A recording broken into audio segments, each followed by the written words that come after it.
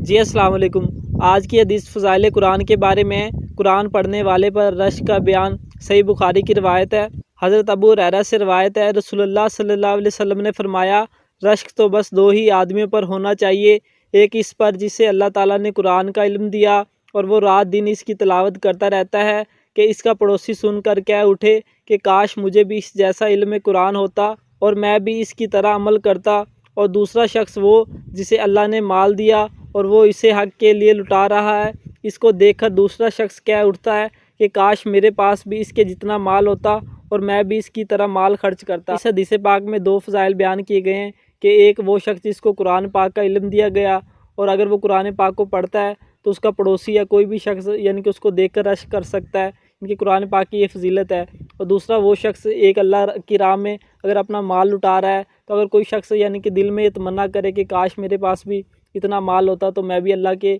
راہ میں خرچ کرتا، تو یعنی کہ ان دو لوگوں پر رشک بنتا ہے۔ تو یہ صحیح بخاری کی روایت